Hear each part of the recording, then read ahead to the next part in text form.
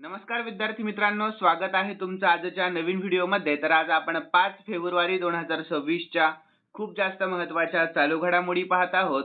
तर विद्यार्थी मित्रांनो, आजचा आपला व्हिडिओ सुरू करण्याच्या अगोदर कालच्या काही महत्त्वाच्या आपण वन लाइनर स्वरूपाच्या चालू घडामोडी पाहून घेऊयात।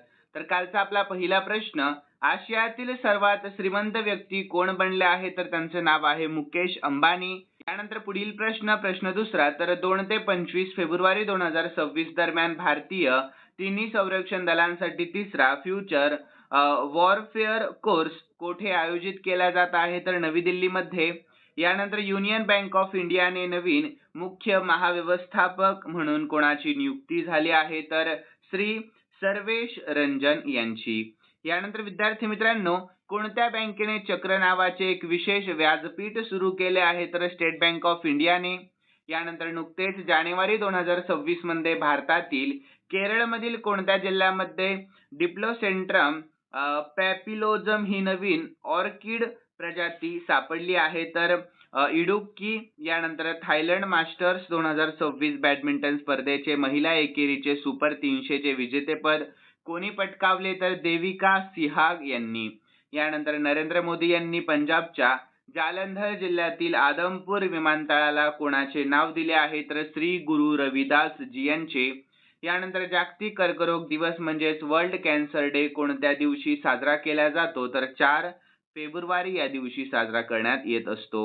यानंतर फेब्रुवारी 2026 रोजी कोणत्या महापालिकेच्या महापौर व उपमहापौर पदासाठी निवडणूक प्रक्रिया सुरू झाली? तर नवी मुंबई महानगरपालिका। यानंतर 10वा प्रश्न, तर पालघर जिल्ह्यातील कोणत्या बंदराला नवीन मालवाहतूक कॉरिडॉरशी जोडण्याची मोठी घोषणा करण्यात आली आहे? तर वाढवण बंदराला। यानंतर विद्यार्थी मित्रांनो, आज तारीख आहे 5 फेब्रुवारी 2026 ही।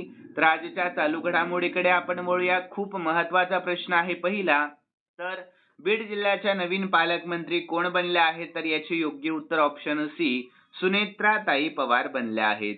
तर विद्यार्थी मित्रांनो, याविषयी आपण शॉर्टमध्ये महत्त्वाची माहिती पाहूयात। तर बीड जिल्ह्याच्या नवीन पालकमंत्री म्हणून उपमुख्यमंत्री सुनेत्राताई पवार यांची नियुक्ती करण्यात आली आहे।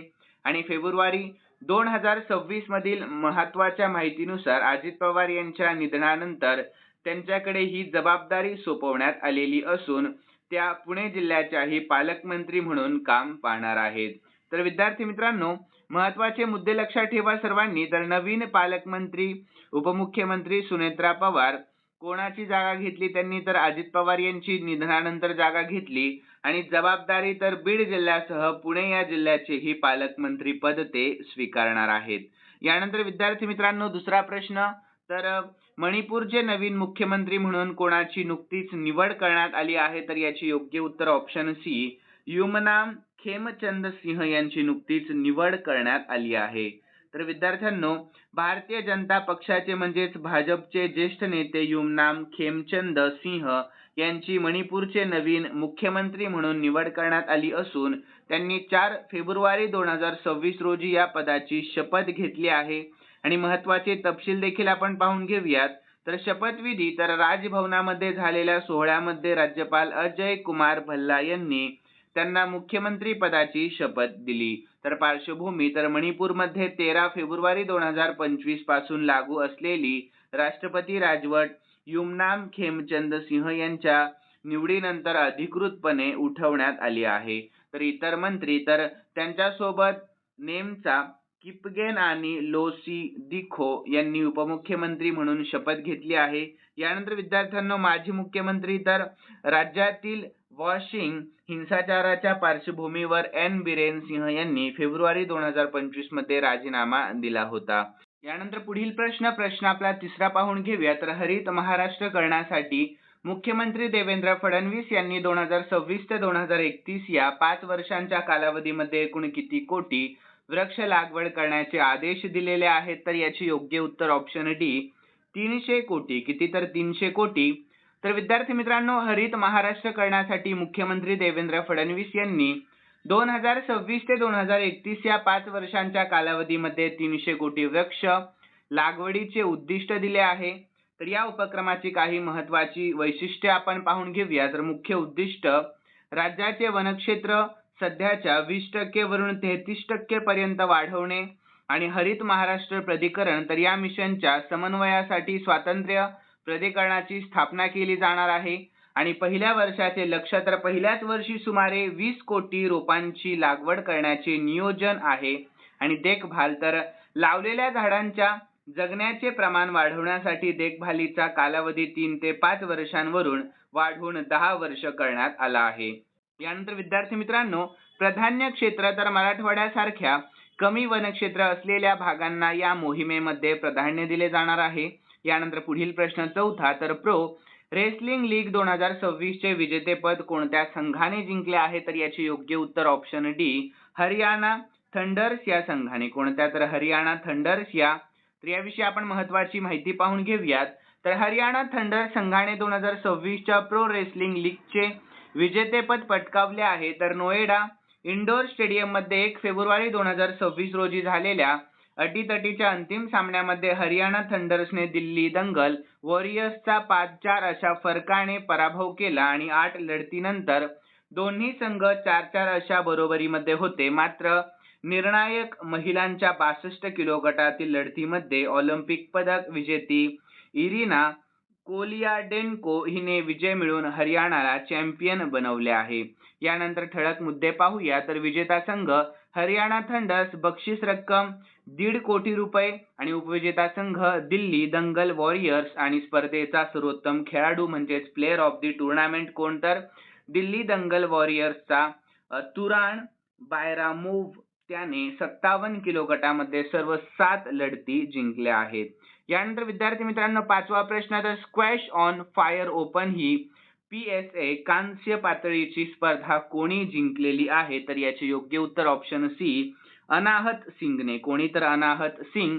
तर विद्यार्थी मित्रांनो, वॉशिंग्टन मध्ये झालेली स्क्वॅश ऑन फायर ओपन 2026 ही स्पर्धा आपल्या भारताची 17 वर्षीय स्क्वॅश स्टार अनाहत सिंग हिने जिंकली आहे. तर या विजयाची काही प्रमुख वैशिष्ट्ये आपण पाहून घेऊयात. तर अंतिम सामना, तर अनाहतने अंतिम सामन्यामध्ये अव्वल मानांकित आणि जागतिक 10 क्रमांकाची खेळाडू इंग्लंडच्या जॉर्जिना केनेडी हिला 3-0, 12-10, 11-5 आणि 11-7 असे पराभूत केले आहे. तर विद्यार्थी मित्रांनो, पहिले मोठे विजेतेपद तर तिच्या कारकिर्दीमध्ये हे पहिलेच PSA कांस्य स्तरीय विजेतेपद आहे. आणि इतिहास, तर या विजयामुळे अनाहतने जागतिक क्रमवारीमध्ये 19व्या क्रमांकावर झेप घेतली व ज्यामुळे ती जगातील टॉप 20 मध्ये स्थान मिळवणारी सर्वात तरुण आशियाई खेळाडू देखील ठरली आहे. यानंतर पुरुषांचे विजेतेपद, तर पुरुषांच्या गटामध्ये इंग्लंडच्या मोहम्मद अल शोरबागी याने हे विजेतेपद मिळवले आहे. सर्वांनी लक्षात ठेवा. यानंतर पुढील प्रश्न आहे आपला 6वा, तर अग्निपरीक्षा लष्करी सराव कोठे आयोजित केला गेला आहे? तर याचे योग्य उत्तर आहे ऑप्शन सी, अरुणाचल प्रदेश मध्ये. कोठे? तर अरुणाचल प्रदेश मध्ये. तर विद्यार्थी मित्रांनो, अग्निपरीक्षा हा संयुक्त लष्करी सराव अरुणाचल प्रदेश मध्ये नुकताच आयोजित करण्यात आला होता. तर या सरावाबाबतची महत्त्वाची माहिती आपण खालीलप्रमाणे पाहून घेऊयात. तर सहभागी दल, तर भारतीय लष्कर म्हणजेच इंडियन आर्मी आणि भारत तिबेट सीमा पोलीस म्हणजेच ITBP हा आहे. आणि ठिकाण, तर हा सराव प्रामुख्याने अरुणाचल प्रदेशातील पूर्व सियांग जिल्ह्यातील सिगार येथे पार पडला आहे. तर यानंतर विद्यार्थी मित्रांनो, पुढील माहिती पाहून घेऊया. तर याचे उद्देश काय आहे? तर लष्करी आणि ITBP यांच्यातील समन्वय सुधारणे आणि विशेषत तोफखाना नसलेल्या तुकड्यांना तोफखाना प्रक्रियांची ओळख करून देणे. आणि कालावधी, तर हा सराव जानेवारी-फेब्रुवारी 2026 च्या दरम्यान आयोजित करण्यात आला होता. आणि याशिवाय भारत आणि सिंगापूर यांच्यामध्ये होणारा अग्नि वॉरियर हा द्विपक्षीय सराव आपल्या महाराष्ट्रातील देवळाली नाशिक येथे आयोजित केला जातो, जो यापेक्षा वेगळा आहे. यानंतर आपण पुढील प्रश्नाकडे वळूयात. प्रश्न आहे 7वा, तर पहिली ग्लोबल बिग कॅट कॉन्फरन्स कोठे आयोजित केली जाणार आहे? तर याचे योग्य उत्तर ऑप्शन सी, आपल्या भारतामध्ये. कोठे? तर आपल्या भारत देशामध्ये. तर विद्यार्थी मित्रांनो, पहिली ग्लोबल बिग कॅट समिट 2026 मध्ये आपल्या भारताची राजधानी नवी दिल्ली येथे आयोजित केली जाणार आहे. तर या परिषदेची काही प्रमुख वैशिष्ट्य देखील आपण पाहून घेऊयात. तर आयोजन तर ही परिषद आंतरराष्ट्रीय बिग कॅट अलायन्स अंतर्गत आयोजित केली जाणार आहे, जी एक आंतरराष्ट्रीय संस्था म्हणून 2025 मध्ये अधिकृतपणे कार्यान्वित झाली आहे. आणि सहभाग तर यामध्ये 95 देशांचे राष्ट्रप्रमुख आणि मंत्री सहभागी होण्याची अपेक्षा आहे. आणि याचा उद्देश काय आहे तर वाघ, सिंह, बिबट्या, हिमबिबट्या, चित्ता, जाग्वार व प्युमा या 7 प्रमुख बिग कॅट प्रजातींच्या संरक्षणासाठी जागतिक धोरण आखणे हा या परिषदेचा मुख्य उद्देश असणार आहे. तर घोषणा तर केंद्रीय अर्थमंत्री निर्मला सीतारामन यांनी फेब्रुवारी 2026च्या अर्थसंकल्पीय भाषणामध्ये या परिषदेच्या आयोजनाची अधिकृतपणे घोषणा केली आहे. यानंतर 8वा प्रश्न, तर अमेरिकेने आपल्या भारतावर लादलेला एकूण आयात टॅरिफ 50% वरून किती टक्क्यांपर्यंत कमी केला आहे? तर याचे योग्य उत्तर ऑप्शन सी 18%वर. किती? तर 18%वर. तर विद्यार्थ्यांनो, अमेरिकेने आपल्या भारतावर लादलेला एकूण प्रभावी आयात टॅरिफ 50%वरून 18%पर्यंत कमी केला आहे. तर या संदर्भातील प्रमुख माहिती आपण पाहून घेऊयात.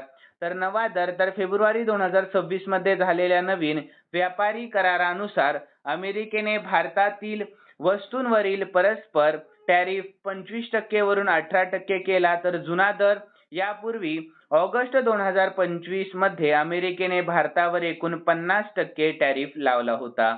तर यामध्ये 10% बेसलाईन ड्युटी, 15% रेसिप्रोकल टॅरिफ आणि रशियाकडून तेल खरेदी केल्यामुळे लावलेला अतिरिक्त 25% दंडात्मक टॅरिफ याचा समावेश होता. तर बदलाचे कारण काय? तर पंतप्रधान नरेंद्र मोदी आणि अमेरिकेचे राष्ट्राध्यक्ष डोनाल्ड ट्रम्प यांच्यातील चर्चेनंतर हा निर्णय घेण्यात आला आहे. तर विद्यार्थी मित्रांनो, पुढील प्रश्न आहे आपला 9वा. तर आंध्र प्रदेशातील कोणता जिल्हा हा आपल्या भारताची कोळंबीची राजधानी म्हणून ओळखला जातो? तर याचे योग्य उत्तर ऑप्शन बी नेल्लोर जिल्हा. कोणता? तर नेल्लोर हा जिल्हा.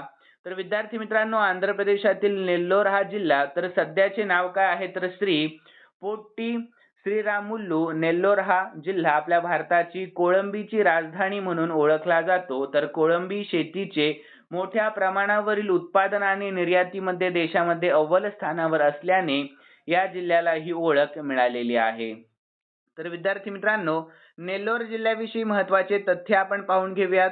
तर नेल्लोर मध्ये आपल्या भारतातील सर्वोच्च दर्जाची आणि सर्वाधिक संवर्धित कोळंबी शेती केली जाते. तर जागतिक स्तरावर कोळंबी उत्पादनामध्ये नेल्लोरचे योगदान अत्यंत मोठ्या प्रमाणात आहे आणि कोळंबी उत्पादनासाठी या जिल्ह्यामध्ये आधुनिक मत्स्यपालन तंत्राचा वापर देखील केला जातो. यानंतर 10वा आणि शेवटचा प्रश्न पाहूयात आपण. तर दलाई लामा यांना त्यांच्या कोणत्या अल्बमसाठी ग्रॅमी पुरस्कार 2026 ने नुकतेच सन्मानित करण्यात आले आहे? तर याचे योग्य उत्तर option D meditation the reflections of his holiness the Dalai लामाया. तर याविषयी आपण महत्त्वाची माहिती पाहून घेऊयात. तर दलाई लामा यांना त्यांच्या meditations the reflections of his holiness the Dalai Lama या स्पोकन वर्ल्ड अल्बमसाठी म्हणजेच ऑडिओ बुकसाठी 2026 चा ग्रॅमी पुरस्कार देऊन नुकतेच सन्मानित करण्यात आले आहे. तर विद्यार्थी मित्रांनो, या पुरस्काराबाबतचे महत्त्वाचे तपशील देखील आपण खालीलप्रमाणे पाहूयात. तर श्रेणी तर त्यांना बेस्ट ऑडिओ बुक, नरेशन आणि स्टोरी टेलिंग रेकॉर्डिंग या श्रेणीमध्ये हा पुरस्कार मिळालेला आहे. आणि त्यांचे वय तर वयाच्या 90व्या वर्षी त्यांनी हा आपला पहिला ग्रॅमी पुरस्कार जिंकून इतिहास रचला आहे. आणि विषय कोणता? तर या अल्बम मध्ये दलाई लामा यांनी शांती, करुणा व मानवतेच्या एकात्मतेवर आधारित 10 विविध विषयांवर मार्गदर्शन केलेले आहे. तर यानंतर विद्यार्थी मित्रांनो, खालील प्रश्न मी स्पेशली तुमच्यासाठी ठेवलेला आहे आणि हा प्रश्न आपण काल झालेल्या चालू घडामोडीमध्ये पाहिला होता. तर सर्व विद्यार्थ्यांनी या प्रश्नाचे उत्तर आपल्या कॉमेंटमध्ये कळवा. खूप महत्त्वाचा आणि सोपा प्रश्न आहे. तर प्रश्न पाहूयात. तर आशियातील सर्वात श्रीमंत व्यक्ती कोण बनले आहे? तर याचे योग्य उत्तर सर्वांनी आपल्या कॉमेंटमध्ये कळवायचं आहे. आणि विद्यार्थी मित्रांनो, या व्हिडिओचं 500 लाईकचे टार्गेट देखील सर्वांनी पूर्ण करायचं आहे. आणि जाता जाता सर्वांनी या व्हिडिओला लाईक, शेअर आणि सबस्क्राईब करायला अजिबात विसरू नका. तर चला भेटूयात आपण नवीन व्हिडिओमध्ये. धन्यवाद.